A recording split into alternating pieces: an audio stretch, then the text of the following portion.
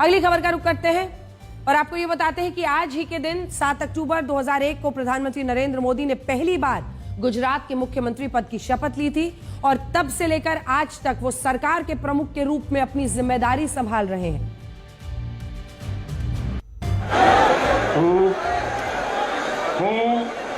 नरेंद्र दामोदरदास मोदी ईश्वरना नामे सौगंध लઉં છું ईश्वरना नामे सौगंध लઉં છું કે કાયદાથી સ્થાપિત ભારતના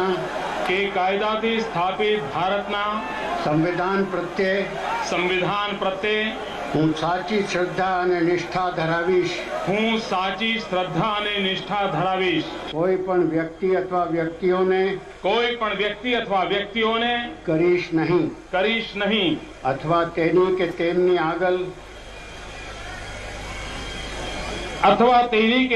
આગળ તેને પ્રગટ કરીશ નહીં।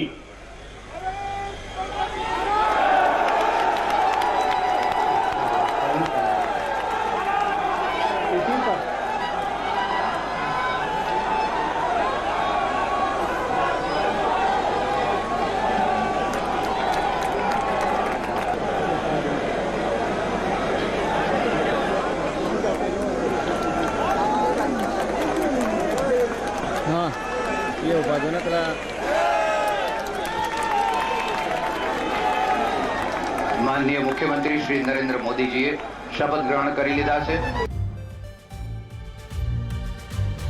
तो ये उस साल 2001 की तस्वीर है। ये सवाल कई लोगों के मन में रहता है कि साल 2001 में आखिर ऐसा क्या हुआ था कि बीजेपी ने नरेंद्र मोदी को गुजरात की सत्ता सौंपने का फैसला किया। ये वो दौर था जब नरेंद्र मोदी की छवि एक प्रचारक की थी और उन्हें गुजरात में नेताओं की गुटबाजी से दूर रखने के लिए दिल्ली भेजा गया था। दिल्ली में नरेंद्र मोदी बीजेपी के महासचिव की भूमिका निभा रहे थे और लाल कृष्ण आडवाणी चाहते थे कि नरेंद्र मोदी को वापस गुजरात भेजा जाए। इसके पीछे बड़ी वजह यह थी कि बीजेपी गुजरात में अपना जनाधार लगातार खो रही थी और उपचुनावों की हार ने उसे और भी ज्यादा चिंतित कर दिया था। उस वक्त गुजरात के मुख्यमंत्री केशुभाई पटेल थे और जनवरी 2001 में जब भुज में भूकंप आया था तब उनकी कार्यशैली से लोगों में नाराजगी थी और वो नाराजगी और भी बढ़ गई थी। इन परिस्थितियों में दिल्ली में बैठे बीजेपी के नेताओं ने यह मन बना लिया था कि गुजरात में चुनाव से पहले मुख्यमंत्री को बदला जाए, लेकिन नया मुख्यमंत्री कौन होगा इस पर कोई स्पष्टता नहीं थी। सबसे बड़ी बात, इस रेस में नरेंद्र मोदी का नाम दूर दूर तक कहीं नहीं था।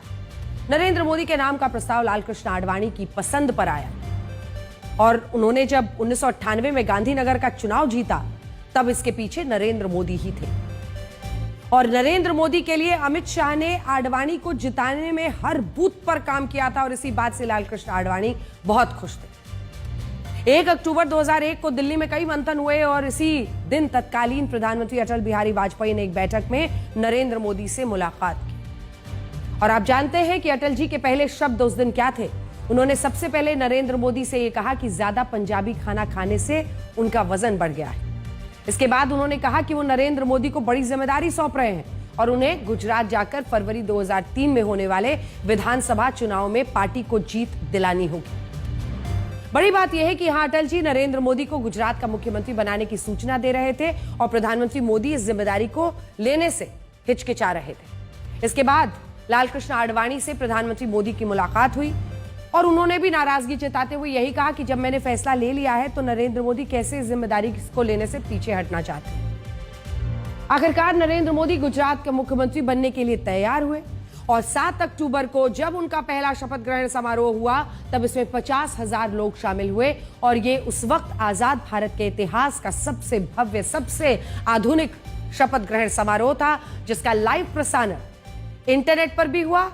और आप देखिए कि वहां से लेकर आज तक प्रधानमंत्री लगातार संवैधानिक पद पर बने हुए हैं। वो 2001 से 2014 तक गुजरात के मुख्यमंत्री थे, 2014 से आज तक भारत के प्रधानमंत्री हैं। वो भारत के इतिहास में पहले ऐसे नेता हैं जिनके नाम पर इस तरह का प्रशासनिक रिकॉर्ड बना है।